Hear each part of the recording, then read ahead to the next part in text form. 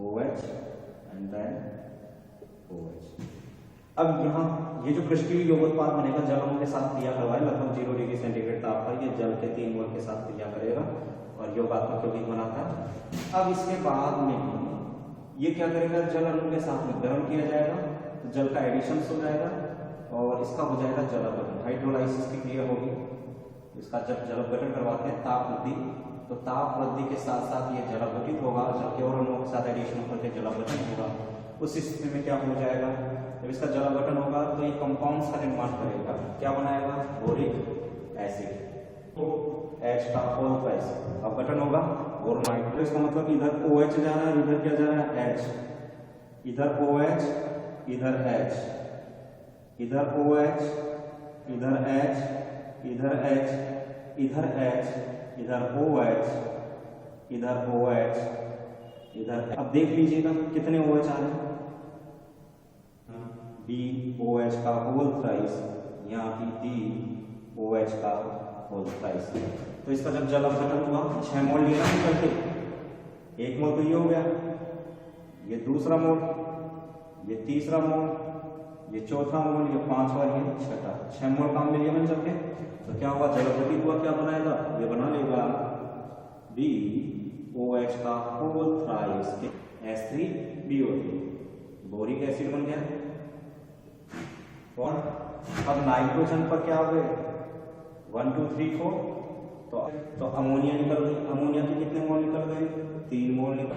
ये देखेगा अमोनिया को हम निकाल देते हैं, यहां से ये निकल गई है आपके अमोनिया, और यह हाइड्रोजन, हाइड्रोजन और ये हाइड्रोजन जो कोले में आ रहा है किस रूप में निकल जाएंगे, 1 2 और ये 3 मोल किसके निकल गए, हाइड्रोजन के भी निकल गए। ओके, तो ये मैंने थोड़ा सब कुछ इसमें समझा दिया, मैं इस पर रिपीट कर देता हूँ, जो बना हूँ देख लेते हैं फिर।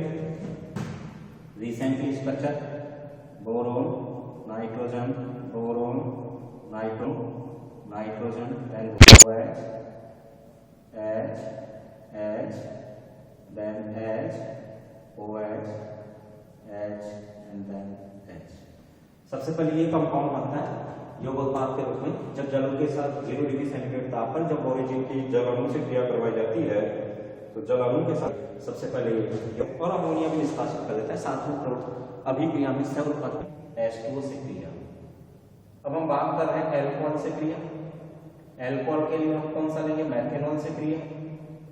ओके स्टूडेंट्स, तो हम इसके एल्कोहल से क्रिया ठीक वैसी होगी जैसे फोर्थ जो हमने क्रिया करवाई मैथेनॉल से क्रिया, CH3OH से क्रिया। अब मैथेनॉल से क्रिया किस प्रकार की होगी वो भी हम देख लेते हैं। मैथेनॉल फेनॉल से जो क्रिया हो रही है तो बोरिक का यूज किया है हमने, जल अणु से क्रिया नहीं होगी, क्रिया किससे होगी, मैथेनॉल से। तो मैथेनॉल के कितने मोल काम में लिए जाएंगे, 3 मोल। ओके, 3 मोल मैथेनॉल के हमने काम में लिए, इसके साथ रिएक्ट करवा करके प्रोडक्ट्स बनाएगा, तो CH3+ कहाँ जाएगा, CH3O- जो कि मैथेनॉल क्या देता है, इसमें OH बॉन्ड ब्रेक होगा, H+ and then methoxide ion, तो H+ तो कहाँ जाएंगे, H+ जाएंगे नाइट्रोजन के पास, और मेथॉक्साइड आयन कहाँ जाएंगे, CH3O- बोरोन के पास।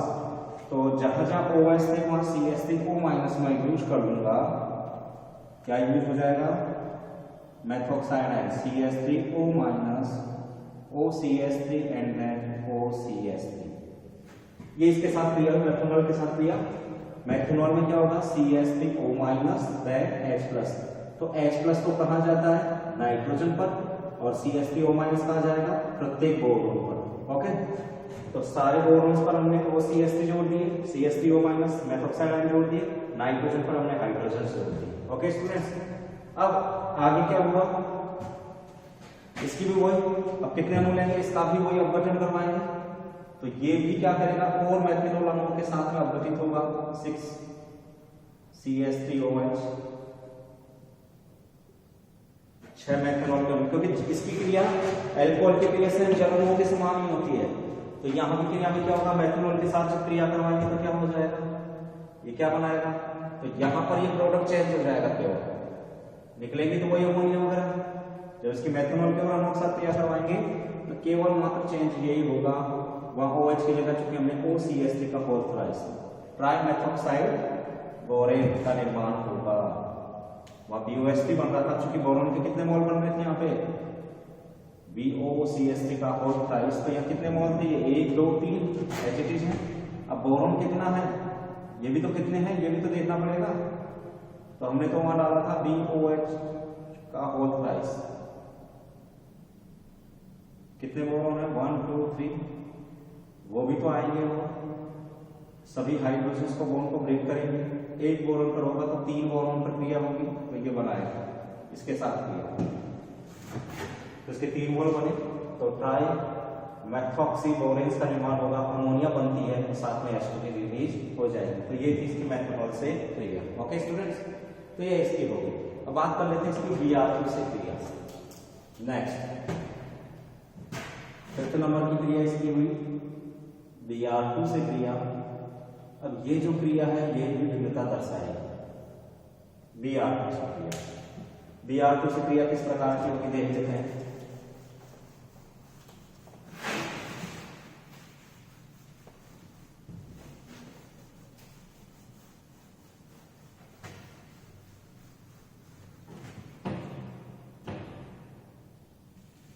तो हमने क्रिया करवाई CH3OH से जो होगी, फिर तो हमने क्रिया करवा रहे हैं Br2 से क्रिया।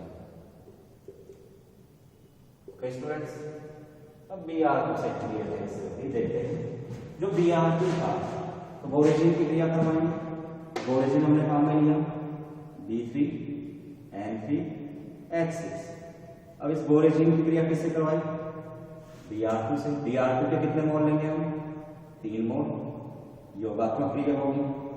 ये जब Br2 से क्रिया होगी तो इस चूंकि समविद्युत ऋणी है और हम जानते हैं Br और Br परमाणु कोवलेंट बॉन्ड, जब समान विद्युत, जब बंधित परमाणु की विद्युत ऋणता समान हो तो सहसंयोजी जीवन के समान समीकरण हो जाएंगे, हम ये पढ़ते हैं।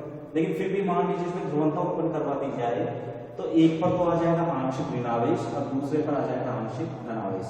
तो धनावेशित जो Br होगा वो तो नाइट्रोजन से अटैच होगा और ऋणावेशित Br होगा वो बोरोन से अटैच हो जाएगा।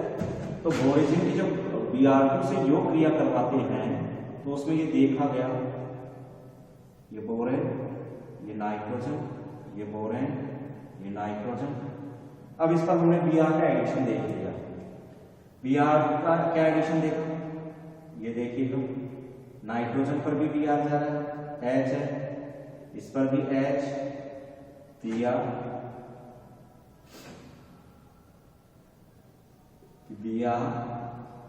H, H, Br, H, H, Br। Okay, ये हमने देखा, ये बनेगा यानी कुछ Br समूह 3 Br तो प्रत्येक बोरोन परमाणु से प्रत्येक नाइट्रोजन पर, ये टोटल 6 Br परमाणु होकर जुड़े हैं। यानी Br प्लस तो जाएगा नाइट्रोजन पर, Br प्लस कहाँ जाएगा नाइट्रोजन पर, Br माइनस जाएगा बोरोन पर। ओके, अब ये कंपाउंड्स निर्मित हो गए। अब इसको क्या करना है, इसको गर्म किया। गर्म करने पर क्या होगा, तो बोरोन के ध्यान रखना ब्रोमीन के साथ क्रिया करके योगात्मक यौगिक बनाते हैं। गर्म करने पर क्या निष्कासित करेगा, तो अभी टेंडेंसी देखते हैं। तो बोरेजिन जो होता है, कार्बनिक बेंजीन जो होती है, इसकी पहले ब्रोमीन से क्रिया करवाते हैं और ब्रोमीन से क्रिया करके यौगोत्पाद बनाता है। जब इस यौगोत्पाद को क्या करते हैं, गर्म किया जाता है। तो गर्म किए जाने पर ये क्या बनाएगा, तो गर्म किए जाने पर ये निष्कासित कर देगा। किसको निष्कासित करेगा, ये हम जानते हैं। निष्कासित किसको करेगा, HBr को। अब हाइड्रोजन को निष्कासित थोड़ी करेगा कि यहाँ के हाइड्रोजन निष्कासित कर दे सारा रह जाए, नहीं। जब इस कंपाउंड को गर्म किया जाएगा तो ये कंपाउंड क्या निष्कासित करेगा, इसका H गया और इसका Br, ठीक है। ओके, Br परमाणु देन इसकी, तो ये हो जाएगा, थोड़ा ये बनाया, ये हटाया, ये थोड़ा ये बनाया, ये हटाया, H के साथ निकलेगा, दोनों Br थोड़ी निकलेंगे। ये थोड़ा ये बनाया, ये कितने मोल निकल गए HBr के। बस इस क्रिया में ये जरूर ध्यान रखना है, वहाँ H2 निकल रही थी, यहाँ क्या निकलता है HBr। तो Br2 के साथ बोरेजिन की क्रिया करवाते हैं तो सबसे धात्विक यौगिक बनता है जो गर्म करने पर HBr निष्कासित करेगा, कंपाउंड क्या बनाएगा। अब जो कंपाउंड बनेगा वो क्या होगा, यहाँ पर ये स्ट्रक्चर्स आ जाएगी उत्पाद की, और यहाँ क्या होगा, यहाँ नाइट्रोजन, यहाँ नाइट्रोजन, यहाँ नाइट्रोजन। ओके, अब बॉन्ड कहाँ का बन रहा है, यहाँ डबल बॉन्ड, ये बोरोन, ये बोरोन, ये बोरोन, यहाँ डबल बॉन्ड है और यहाँ डबल बॉन्ड। अब क्या क्या है वहां पे, बी पर क्या है, Br, Br and then Br। Okay, और नाइट्रोजन पर क्या आ जाएगी, हाइड्रोजन, हाइड्रोजन, हाइड्रोजन। तो ये कहलाएगा बीटा ट्राइब्रोमो, क्योंकि तीनों के तीनों Br किस पर जुड़े हुए हैं, यहाँ Br यहाँ से नहीं निकलेगा, Br नाइट्रोजन वाले का जाएगा, क्योंकि Br की तुलना में नाइट्रोजन की विद्युत ज्यादा है, तो NBr के इलेक्ट्रॉन नाइट्रोजन के मूवमेंट करेंगे, इससे पाई बन में अपना योगदान देंगे। और बोरोन BH बंद के अंदर चूंकि Br भी ज्यादा है, लेकिन यहाँ से कौन इवेलुएट होगा, हाइड्रोजन जाएगा। ओके, तो हमने की क्रिया करवाई, तो यहाँ से HBr निष्कासित हुआ, क्या बना, ये कहलाता है बोरोन ट्राइब्रोमो बोरेजिन। जब इसकी Br2 से क्रिया करवाते हैं तो क्या बनता है, सिमेट्रिकल बोरोन ट्राइब्रोमो बोरेजिन का फॉर्मेशन होता है, ये इसकी Br2 से। तो ये तो Br2 से क्रिया करके क्या दे रहा है, बोरेजिन, Br2 से क्रिया करके, मैं इसको हटा देता हूं, बोरेजिन Br2 से क्रिया करके क्या बना रहा है, बोरेजिन Br2 से क्रिया करके, ये लीजिए, बोरेजिन Br2 से क्रिया करके क्या बना है, बोरेजिन Br2 से क्रिया करके बोरोन ट्राइब्रोमो बोरेजिन बनाता है। जबकि जो बेंजीन होती है C6H6, अगर हम उसकी Br2 से क्रिया करवाएं तो Br2 से क्रिया करवाने पर ये नीचे बेंजीन, जब बेंजीन की Br2 से क्रिया करवाते हैं, Br2 से क्रिया में किसकी उपस्थिति में होती है, हैलोजन वाहक FeBr3, आयरन ट्राइम ब्रोमाइड हैलोजन वाहक की उपस्थिति में जब इसकी Br2 से क्रिया करवाएंगे तो किसका निर्माण होता है, तो यहाँ प्रतिस्थापन अभिक्रिया संपन्न होती है, कंपाउंड क्या बन जाता है, ब्रोमोबेंजीन। जबकि यहाँ क्या बनता है, ट्राइब्रोमो बोरेजिन का निर्माण होता है, प्रतिस्थापन देता है वो योग प्रक्रिया देता है। ओके स्टूडेंट्स, तो हमने देखा कि Br2 से क्रिया करवाई तो दोनों ही ब्रोमीन से क्रिया में भिन्नता दर्शाते हैं। HCl से क्रिया में भिन्नता दर्शाई है, तो बेंजीन व बोरेजिन दोनों HCl से क्रिया में और ब्रोमीन से क्रिया में भिन्नता प्रदर्शित करते हैं। नेक्स्ट, तो ये होगा इसकी योगात्मक अभिक्रिया। प्रतिस्थापनिक क्रियाओं की बात करता हूँ, तो प्रतिस्थापनिक क्रियाओं में क्या होगा, क्योंकि जो बोरेजिन थी तो बोरेजिन में हाइड्रोजन को प्रत्यक्ष रूप से हटाना संभव नहीं है, ठीक है, अप्रत्यक्ष रूप से हम इसको हटा सकते हैं, तो किसकी सहायता से, बोरोन ट्राइक्लोरोबोरेजिन, ट्राइक्लोरोबोरेजिन की अगर हम क्रिया करवा दें बोरेजिन से, तो उस स्थिति में बोरोन पर मौजूद हाइड्रोजन को हटाया जा सकता है। यानी प्रतिस्थापन क्रिया की अगर मैं बात करूं तो सामान्यतः जो प्रतिस्थापन अभिक्रिया की मैं बात करूं, तो प्रतिस्थापन अभिक्रियाओं में चूंकि इनके वलय तंत्र में जो बोरेजिन होता है, boron boron boron nitrogen nitrogen nitrogen, अगर मैं इनकी बात करता हूँ, बोरोन नाइट्रोजन के बीच में कौन है, सब पर हाइड्रोजन है, तो नाइट्रोजन पर उपस्थित हाइड्रोजन को तो हटाना दुष्कर हो जाएगा, परंतु बोरोन पर उपस्थित हाइड्रोजन को भी डायरेक्टली तो हटाया नहीं जा सकता। तो यद्यपि हम बात कर लेते हैं कि प्रतिस्थापित अभिक्रियाओं की मैं बात करता हूँ, तो सामान्य रूप से क्या होता है, योगात्मक अभिक्रियाओं की तरह ही बोरेजिन में हाइड्रोजन का प्रत्यक्ष प्रतिस्थापन तो कठिन कार्य हो जाता है, ठीक है, और नाइट्रोजन पर उपस्थित हाइड्रोजन को तो हटाना ही अप्रत्यक्ष रूप से भी मुश्किल है। लेकिन अप्रत्यक्ष रूप से अगर हम बोरेजिन की क्रिया किससे करवा दें, ट्राइक्लोरो बोरेजिन से क्रिया करवा दें इसकी, अगर इस कंपाउंड से इसकी क्रिया करवा दें, ठीक है, ट्राइक्लोरो बोरेजिन से अगर इसकी क्रिया करवाते हैं, तो उस स्थिति के अंदर बोरेजिन की ट्राइक्लोरो बोरेजिन से क्रिया पर इन हाइड्रोजन को Cl समूह के द्वारा हम रिप्लेस कर सकते हैं, देखते हैं हाइड्रोजन समूह को, ठीक है, उस स्थिति में बाकी को रिप्लेस करना बहुत मुश्किल होगा। तो ये प्रतिस्थापनिक अभिक्रिया केवल इसी के साथ देते हैं और किसी के साथ नहीं देते। अब बात कर लेते हैं कि तापीय अपघटन की क्रिया किस प्रकार की, तो तापीय अपघटन की क्रियाओं में क्या होगा, तो ये तो हो गई योगात्मक क्रिया। अब बात करते हैं तापीय अपघटन की क्रियाओं में। तो तापीय अपघटन में क्या होता है, जो बोरेजिन होता है ये साइलेंट इलेक्ट्रिक डिस्चार्ज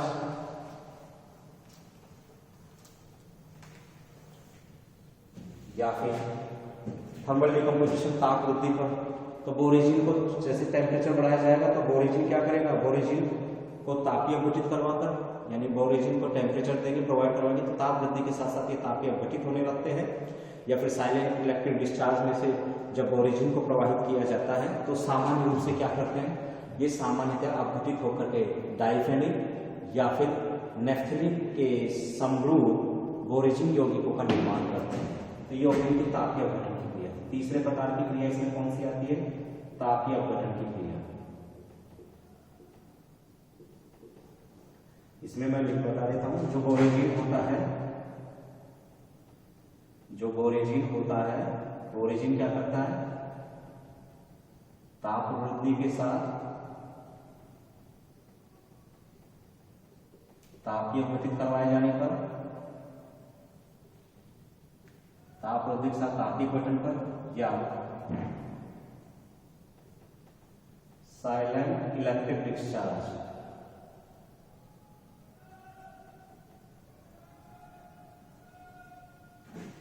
या साइलेंट इलेक्ट्रिक आर्क, जब साइलेंट इलेक्ट्रिक डिस्चार्ज करें हम मंद विद्युत आर्क या आवेश की प्रेजेंस में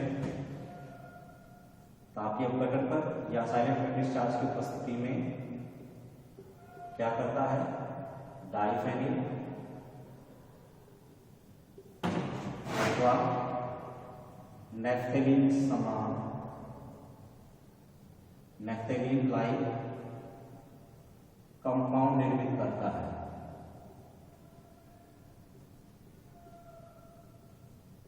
ओके, जो बोरेजिन होता है ताप वृद्धि के साथ तापीय अपघटन पर या साइलेंट इलेक्ट्रिक डिस्चार्ज की उपस्थिति में डाइफेनिल अथवा नेफ्थलीन लाइक कंपाउंड निर्मित करता है। कैसे करता है हम देख लेते हैं।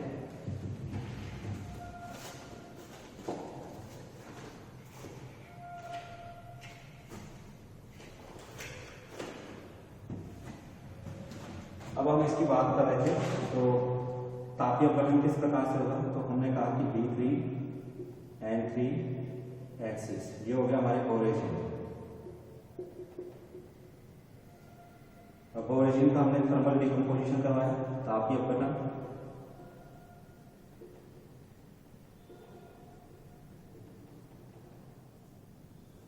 या साइलेंट इलेक्ट्रिक डिस्चार्ज,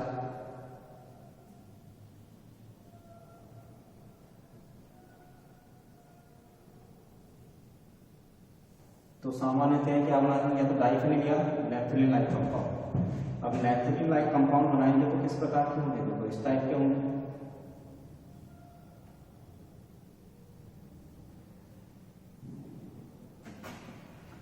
और डाइफेनिल लाइक कंपाउंड बनाएंगे तो इस प्रकार के होंगे।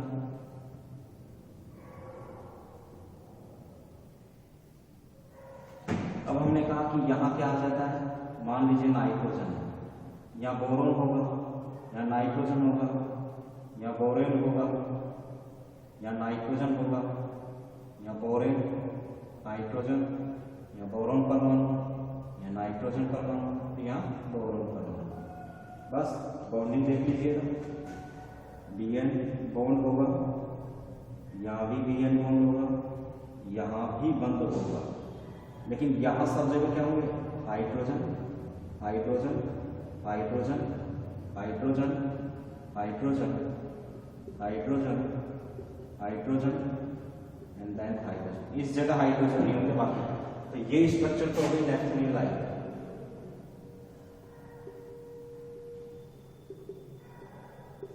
ये नेफ्थलीन लाइक संरचना हुई। और इस संरचना की बात कर रहा था, ये क्या हुआ, boron nitrogen, boron nitrogen, boron nitrogen, nitrogen boron, nitrogen boron, nitrogen boron. अब यहाँ इनमें बॉन्डिंग पाई जाएगी, ये डबल, ये सिंगल, ध्यान रखिएगा, ये सिंगल, ये double, single double single and then double, ठीक है। ये देखिए अब सब जगह हाइड्रोजन आप अटैच करवा दीजिएगा, वो क्या है, सब जगह इनके हाइड्रोजन अटैच होंगे, केवल एक जगह नहीं होगा यहाँ पर, ओके, बाकी सब जगह हाइड्रोजन अटैच करवा देंगे। ये स्ट्रक्चर्स हो गई आपकी कौन सी, ये डाइफेन लाइक स्ट्रक्चर्स। तो ये डाइफेनिल लाइक ओरिजिन, ये नेथ्रिन लाइक ओरिजिन।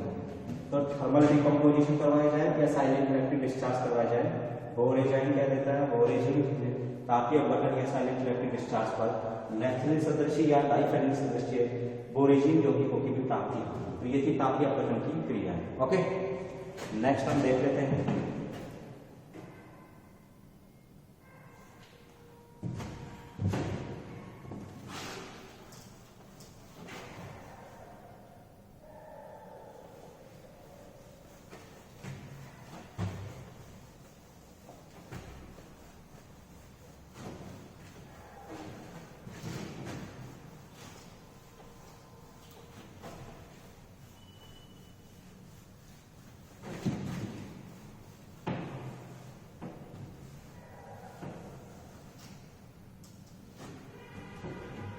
अपचयन की क्रिया। कितनी अभिक्रिया होगी, 3। फोर्थ रिएक्शन में ले रहा हूं अपचयन। देखो बेंजीन का जब हम उत्प्रेरकीय हाइड्रोजीकरण करवाते हैं तो धात्विक उत्प्रेरकों की उपस्थिति में बेंजीन का जब अपचयन करवाते हैं, जैसे निकिल प्लेटिनम पैलेडियम उत्प्रेरक, निकल धात्विक उत्प्रेरक की उपस्थिति में बेंजीन जो थी, बेंजीन के हाइड्रोजन उत्प्रेरकीय हाइड्रोजीकरण से क्या होती है, साइक्लोहेक्सेन की प्राप्ति होती है। ओके, ये हो गया साइक्लोहेक्सेन। बेंजीन के उत्प्रेरकीय हाइड्रोजीकरण में किसकी प्राप्ति होती है, बेंजीन के उत्प्रेरकीय हाइड्रोजीकरण पर साइक्लोहेक्सेन की प्राप्ति होती है। हाइड्रोजन कितने लिए, 3 मोल, I1 को अपचयित कर देंगे, इसका अपचयन हो जाएगा धातु उत्प्रेरकों की उपस्थिति में, संतृप्त एलिसाइक्लिक कंपाउंड साइक्लोहेक्सेन प्राप्त होता है। लेकिन बोरेजिन इससे अभिक्रिया में भिन्नता दर्शाएगी। बोरेजिन क्या करती है, B3N3H6 जो बोरेजिन होती है, अगर हम इसका उत्प्रेरकीय हाइड्रोजीकरण करवाएं तो धातु उत्प्रेरकों की उपस्थिति में अगर इसका उत्प्रेरकीय हाइड्रोजीकरण करवा दिया हमने तो ये बहुलकीय कंपाउंड्स निर्मित करती है, पॉलीमरिक कंपाउंड्स निर्मित करती है। क्या बनाती है, बहुलकीय यौगिक या पॉलीमरिक कंपाउंड्स देती है, क्योंकि इसमें हाइड्रोजन के मोल कितने ले रहा हूं मैं, N मोल। बहुत सारे मोल होंगे जो यहाँ से रिलीज करेंगे इसको, बोरोन और नाइट्रोजन जो कंपाउंड्स होंगे वहां से हाइड्रोजन को रिलीज करके उन्हें दूसरी वाले से अटैच करते चले जाएंगे। तो बोरेजिन का तो धातु उत्प्रेरकों की उपस्थिति में उत्प्रेरकीय हाइड्रोजीकरण अगर करवाया जाए तो इनका पॉलीमराइजेशन हो जाता है, बहुलकीकरण हो जाता है, पॉलीमरिक कंपाउंड्स प्राप्त होता है, जो कि बेंजीन के उत्प्रेरकीय हाइड्रोजीकरण पर साइक्लोहेक्सेन बनते हैं। तो इस क्रिया में ये दोनों भिन्नता दर्शाती है। ओके, तो बेंजीन और बोरेजिन इन तीनों में 3 क्रियाओं में हमने भिन्नता देखी। एक तो इनकी ब्रोमीन से क्रिया, एक HCl से क्रिया और एक अपचयन क्रिया। ओके, तो स्टूडेंट्स ये हो गई इसकी अपचयन की क्रियाएं।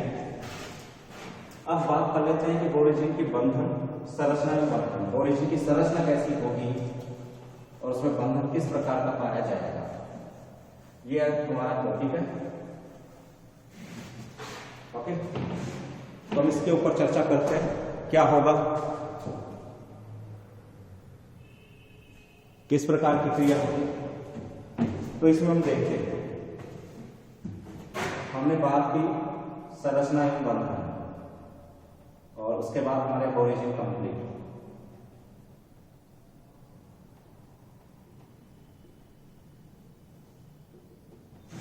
तो इसमें किस प्रकार की संरचना और इसमें किस प्रकार का बंधन।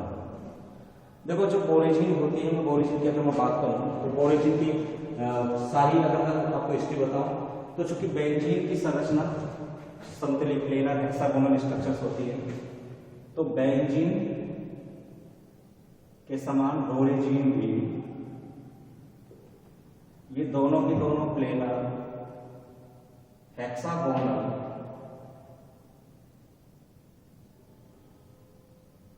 वलय संरचना रिंग स्ट्रक्चर्स रखते हैं। ठीक है, समतल षटकोणीय वलय संरचना रखते हैं। ओके स्टूडेंट्स, जो बेंजीन और बोरेजिन होती है दोनों के दोनों समतल षटकोणीय वलय संरचना रखते हैं, प्लेनर हेक्सागोनल रिंग स्ट्रक्चर्स को रखते हैं। एक्चुअली में होता क्या है, मैं आपको पूरा सिस्टम इसका बता देता हूं। बोरेजिन के अंदर क्या होता है, बोरेजिन में जो बोरेजिन होता है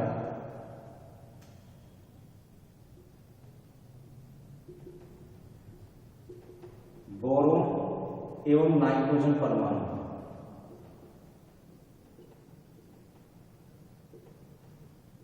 बेंजीन के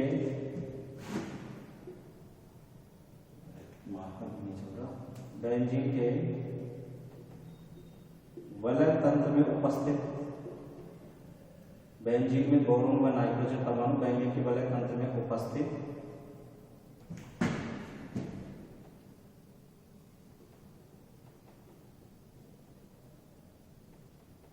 परमाणुओं के समान, बेंजीन के वलय तंत्र में उपस्थित परमाणु समान sp2 हाइब्रिडाइड, sp2 संतृप्त अवस्था में होते हैं।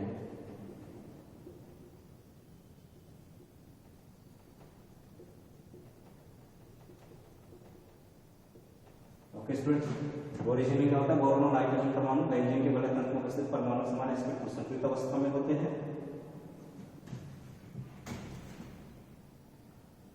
इस प्रकार बोरोन व नाइट्रोजन के ये sp2 संतृप्त कक्षक, sp2 संतृप्त कक्षक परस्पर अतिव्यापन कर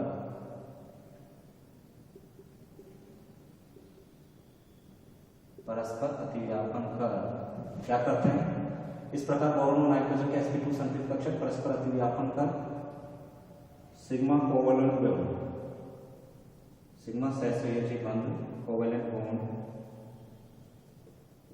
बनाते हैं। लेकिन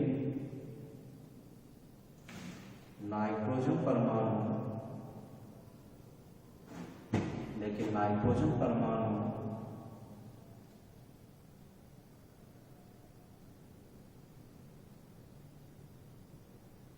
का असंकृत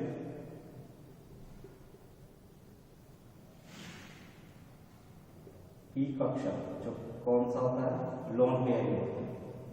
ओके, क्योंकि नाइट्रोजन परमाणु का लॉन पेयर असंकृत पी कक्षक निकटवर्ती बोरोन परमाणु के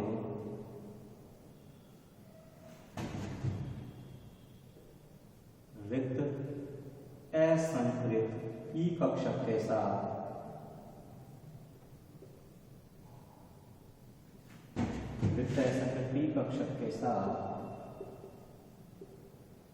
संपार्श्व अतिव्यापन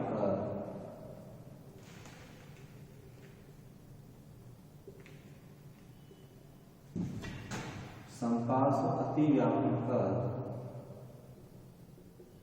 पाई बॉन्ड बनाते हैं।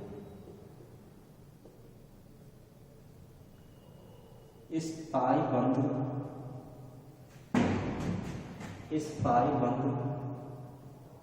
के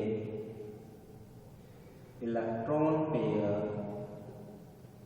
किधर जाएंगे, इस पाई बंध के इलेक्ट्रॉन पेयर नाइट्रोजन से बोरोन की ओर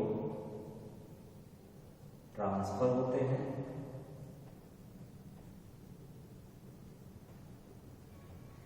परंतु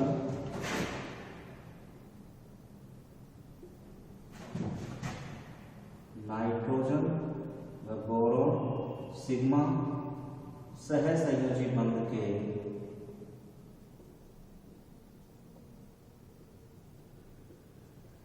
इलेक्ट्रॉन पेयर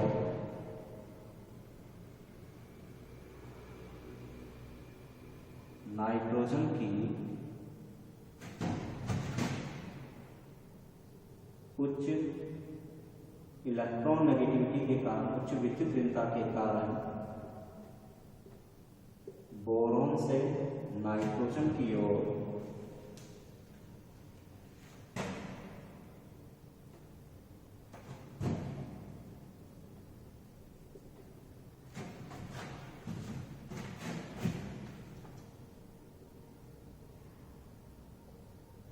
आंशिक रूप से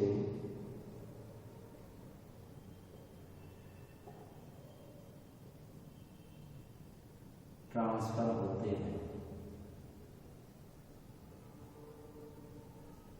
आता है बोरोन पर पॉजिटिव चार्ज व नाइट्रोजन पर नेगेटिव चार्ज की उपस्थिति रहती है। ठीक है, बोरोन पर क्या होगा, पॉजिटिव चार्ज और नाइट्रोजन पर नेगेटिव चार्ज की क्या पाई जाएगी, उपस्थिति पाई जाएगी। इसी वजह से बोरेजिन अणु, इसी वजह से जो बोरेजिन अणु होगा उस बोरेजिन का अणु कैसा होता है, इसी वजह से बोरेजिन अणु आयनिक नेचर का होता है। आयनिक नेचर का होता है, आयनिक प्रकृति का होता है इसी वजह से। ओके, किस वजह से होता है मैंने लिख दिया है, इसी वजह से बोरेजिन अणु आयनिक नेचर का होता है। ओके स्टूडेंट्स, ये मैंने डिस्क्रिप्शन में लिख दिया। उम्मीद करता हूँ ये समझ में आ रहा होगा। बाकी का जो भी कुछ होगा पोर्शंस वो कल हम डिस्क्राइब करेंगे आपके सामने। ठीक है, ये मैंने डिटेल्स लिखी है। इलेक्ट्रॉन एक्चुअली क्या होता है, बोरेजिन में बोरोन नाइट्रोजन परमाणु बेंजीन के वलय तंत्र में उपस्थित परमाणु के समान sp2 हाइब्रिडाइज अवस्था में होंगे और इस प्रकार बोरोन में नाइट्रोजन के sp2 संतुलित कक्षक परस्पर क्रियापन कर सिग्मा कोवेलेंट बॉन्ड बनाते हैं। लेकिन नाइट्रोजन परमाणु का जो असंतुलित p कक्षक होगा लॉन्डे युक्त, वो निकटवर्ती बोरोन परमाणु के रिक्त असंतुलित p कक्षक के साथ संपार संधियापन करेगा। कौन सा क्रियापन करेगा, संपार संधियापन। संपार संधियापन करेगा क्या बनाएगा, पाई बॉन्ड निर्मित करेगा। ओके, sp2 हाइब्रिडाइज कक्षक होते हैं, ध्यान रखिएगा दोनों के, है ना। अतिव्यापन करके क्या बनाते हैं, सिग्मा कोवेलेंट बॉन्ड यानी सहसंयोजी बॉन्ड। समझ में नहीं आए तो कोवेलेंट बॉन्ड में सहसंयोजी, सिग्मा सहसंयोजी बॉन्ड बनाएगा। ठीक है, और इस पाई बॉन्ड के जो पाई बॉन्ड बनाए थे उन्होंने, तो पाई बॉन्ड के इलेक्ट्रॉन पेयर अधिक विद्युत ऋण नाइट्रोजन से बोरोन की ओर ट्रांसफर होते हैं, क्योंकि बोरोन तो इलेक्ट्रॉन न्यून होता है। बोरोन की ओर क्यों होते हैं, क्योंकि बोरोन को क्या है, इलेक्ट्रो डेफिशिएंट है, इलेक्ट्रॉन न्यून है, और ये इलेक्ट्रॉन डोनर है। ये क्या है, इलेक्ट्रॉन डोनर है। तो बोरोन इलेक्ट्रोडेफिशिएंट की ओर ट्रांसफर होते हैं, परंतु नाइट्रोजन बोरोन सिग्मा सहसंयोजी बॉन्ड के इलेक्ट्रॉन पेयर नाइट्रोजन की उच्च विद्युत ऋणता के कारण बोरोन से नाइट्रोजन की ओर आंशिक रूप से वापस से ट्रांसफर होते हैं। नाइट्रोजन की विद्युत ऋणता ज्यादा होती है, इसलिए सिग्मा सहसंयोजी बॉन्ड का इलेक्ट्रॉन युग्म अधिक विद्युत ऋण नाइट्रोजन की ओर हल्का सा माइग्रेट हो जाता है, आंशिक रूप से स्थानांतरित होता है, जिससे बोरोन पर क्या हो जाएगा, इलेक्ट्रॉन न्यूनता की वजह से पॉजिटिव चार्ज और नाइट्रोजन पर नेगेटिव चार्ज प्रेजेंट रहेगा। इसी वजह से बोरेजिन अणु आयनिक नेचर का होता है। उम्मीद करता हूं मेरे द्वारा जो दी गई जानकारी थी अब तक की बोरेजिन की, उससे आप सेटिस्फाई होंगे, और प्लीज वीडियो को ज्यादा से ज्यादा लाइक कीजिए। Okay students, thank you.